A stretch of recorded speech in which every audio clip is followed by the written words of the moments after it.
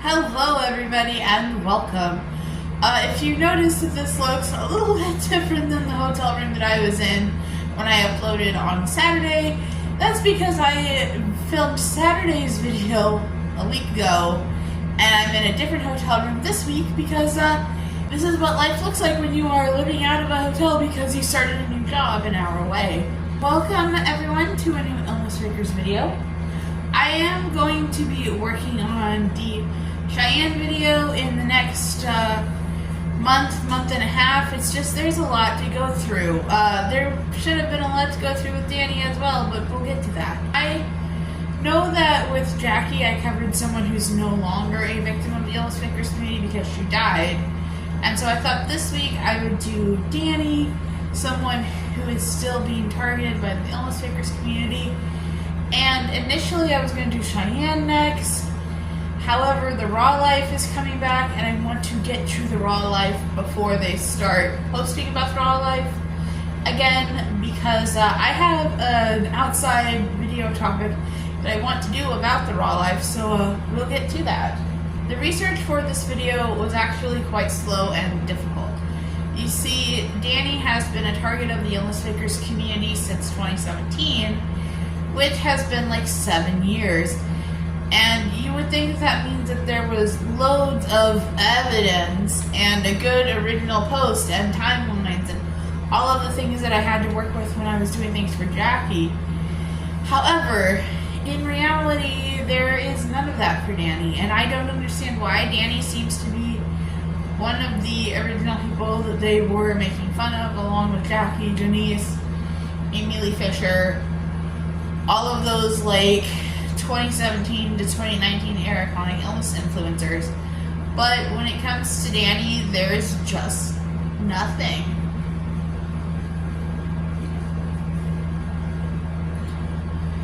Unfortunately, I learned that Dani actually has her own subreddit that is basically just the IllnessFakers community on steroids, just about Dani. Kind of in the same vein of if you know who Amberlynn Reed is, how there is an entire subreddit just around Amberlynn Reed. By the way, if you want me to make a video on my thoughts on Amberlynn Reed, let me know in the comments because I totally have some thoughts to go into with that.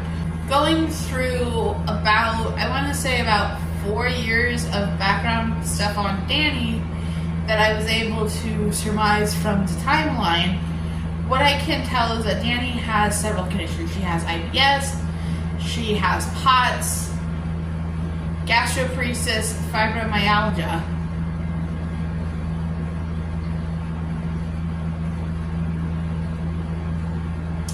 From what I can tell, the conditions that Dani has are IBS, POTS, fibromyalgia, and gastroparesis. I'm sure I may be missing something, and if I am, you can let me know in the comments below, but like I said, there wasn't really good documentation, and Dani doesn't have a bio or a video going through all of her diagnoses like a lot of people do. Like I used to, and I actually may be filming a new one. And so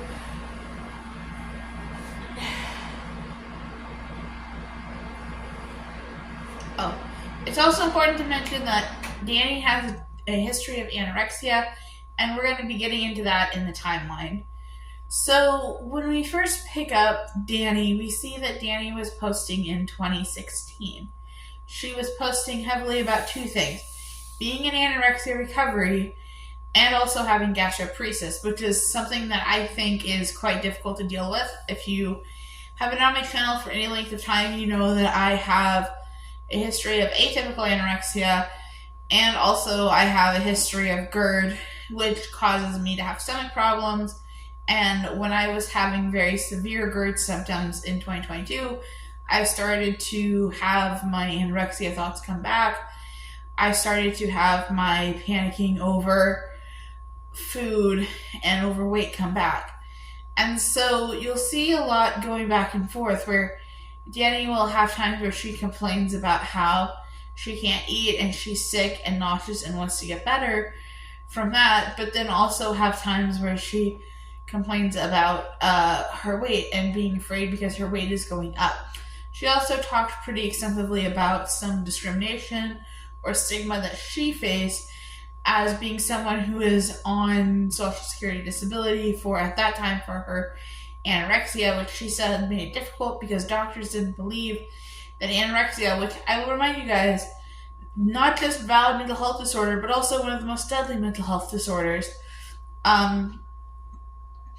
Anorexia deserves to be treated like any other severe mental illness, but she was going through stigma from doctors who believe that it shouldn't be treated the same as other disabling conditions. Towards the beginning of her journey, Dani purchased a glucose monitor because she was having symptoms that I can recognize as being POTS, but I can also recognize as being low blood sugar symptoms because, you know, as someone who has diabetes, who was probably having frequent low blood sugar episodes, where I felt just really weak and faint and like I was going to pass out, I had to be tested for POTS because that was a possibility that I had POTS.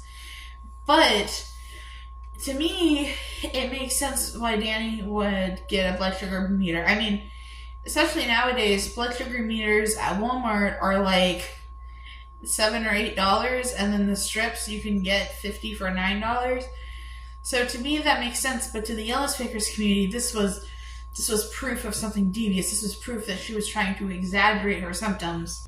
Also, I want to say I apologize if I keep like fading off to look at my computer. My computer's over here where I have my 7 pages of notes.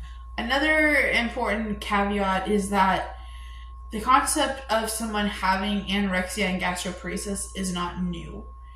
Anorexia, due to the not using the stomach properly because you're trying to restrict your eating, anorexia can damage the stomach to the point where you have gastroparesis. You can have temporary gastroparesis that eventually goes away as your stomach recovers, or you can have permanent gastroparesis. And while I don't want to speculate about whether or not Dani's gastroparesis is caused by her having had anorexia, I want to make it clear that anorexia and gastroparesis absolutely can and do co-occur in the same person at the same time. Dani really started to be heavily followed by the IllnessFakers community in 2017. She created a YouTube channel where she was going to make little vlog type videos, and those didn't do well, which, hey girl, I also make vlog videos that don't do very well. And I think that you could start to see around this time that it was really starting to bother Dani that she was being picked on by the IllnessFakers community. She was making frequent posts about trying to decide whether or not she should talk to her therapist about what was going on because it was feeling stressful. And as someone who's dealt with like much smaller scale cyberbullying, I'll tell you, it is emotionally difficult to deal with severe cyberbullying, especially the type of cyberbullying like what Dani experienced, where it's complete random strangers accusing you of faking your illnesses. She did eventually start becoming obsessed, at least in my opinion, becoming obsessed with the IllnessFaker community, becoming obsessed with asking her followers if she was faking. And I think that that's probably that reassurance, looking to see that no, people in her life didn't think she was faking, just these weirdos on the internet thought she was faking. One thing about chronic illness that I think is very important to talk about is that there's a cycle. There's times where you're doing good, times where you're struggling, times when you're in the hospital and doing horrible and your blood sugar is A1C of 15. But there are also times where you start doing better and getting better. And so this is, I think, part of what goes on and why it is that the IllnessFakers community kind of exists and kind of picks it up for everyone, is that we have this chronic illness cycle where you do better, not so good, bad, better, good. You do this cycle. But then also, Dr. Feldman pointed out that that's also an attention cycle. But there's also an attention cycle that's like that of like, when you're not doing as well, people are concerned. And so people watch your videos to make sure that you're doing well. And then you're getting maximum engagement. And then you start to get better, and then you get less views, so then you have to get sick, so you get more views. So then you have to get better because people, you have to keep going. You don't just die. You keep cycling. So I think that it's this cycle that you can observe it. I think that Dr. Feldman is probably correct. I'm not an expert, but I think that he is correct in that you can observe a cycle, and it makes sense to have the cycle with Munchausen by internet. But also you have to remember that that's just the way chronic illnesses, and that's the way people are.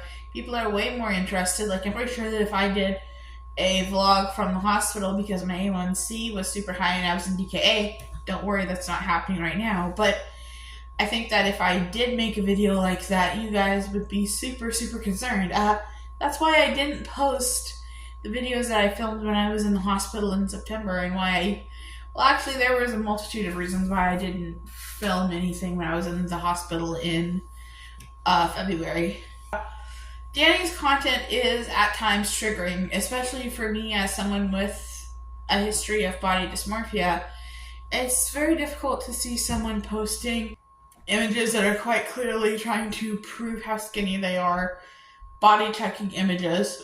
But Dani wasn't just posting about her anorexia. She was posting, like I said, about anorexia and about her gastroparesis. So there would be days where she would post about how skinny she was and how she felt she was fat, and like very typical anorexia type posts. And then on the other hand, there would be days where she would talk about not being able to eat. She would talk about having surgery for her gastric stimulator. And again, I think that that's just more a function of having these two conditions that just play off of each other in the worst ways possible. And the IllnessFakers community, however, used the anorexia stuff to be like, oh no, you don't have gastroparesis, you're just anorexic. You're just using gastroparesis to be anorexic. Over time, Dani would eventually get a gastric stimulator, and when the gastric stimulator didn't work, she would get a tube. At first, she did an NG tube, which she did herself, and while I definitely wouldn't recommend it, I definitely can understand the feeling of wishing that you could just get calories pumped into your system. I remember one time telling my therapist that I wish that I could just be on a feeding tube and an insulin pump and never have to think about food ever again, because that's how much food stresses me out. And when you have a stomach condition, whether it's gastroparesis, GERD, IBS, Crohn's, any of that, food takes over your life. But guess what?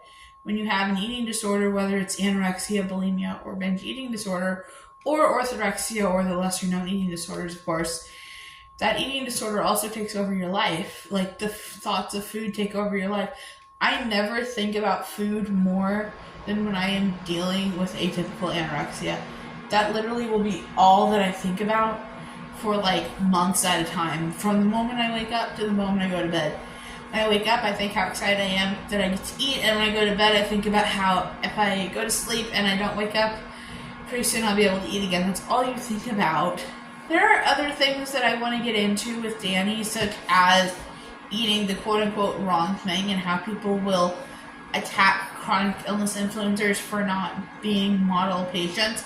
But I think I'm going to make that in another video, because actually one of you commented on my Jackie video about it, and it's something that I really want to address if I ever get time. These videos might end up being more like once a week, but it's going to just kind of depend on how things go. From this little bait, I'm sorry this isn't as good of a timeline as it was with Jackie. With Jackie, it was a lot easier because I had a whole string of videos. I had a frame of reference, I had seen everything. But with Dani, I think that understanding kind of the beginnings of Dani will give a lot of context. Dani is someone that she's had multiple central lines that have gotten infected. She's had multiple tubes that have gotten infected. Allegedly, and I don't remember the post, but allegedly a doctor one time did accuse her of faking. So I think that with Dani, there's just so much to go into that this little introductory video, it's not a timeline, it's just a little bit of a, here's who Dani is. And I would link her stuff, but I don't even know if Dani's stuff is going to remain the same, because obviously if you're watching this video when I put it out on like June 5th or whatever day I just put it out, then you'll see it. But if you're watching this video, you know, a year from now, which I know that my IllnessFakers videos tend to get a lot of traction over time, those links may have changed because of the fact that Dani repeatedly deletes everything and goes dark and tries to be left alone by the IllnessFakers community. So any links I post today might not be valid in the future. Alright guys, so that is my really quick speed run on Dani. I hope that you have a little bit more context of who Dani is and a little bit of information as to why the IllnessFakers community picks on Dani. Next up, I'm going to be doing my introductory Raw Life video, and then after my introductory video for the Raw Life, I'm going to have the Raw Life team video, and also that video on chronic illness influencers and the expectation to be perfect patients. I hope that you enjoyed this video. If you did, you should like it and stick around, because IllnessFakers, guys, this is what you guys like. This is what I like making. And I'm also going to be putting out a poll on my community page, or honestly, the poll might already be up depending on when I get my life together. And I want you to vote on that, because that's going to tell me what type of content you want me to make. Guys, take care.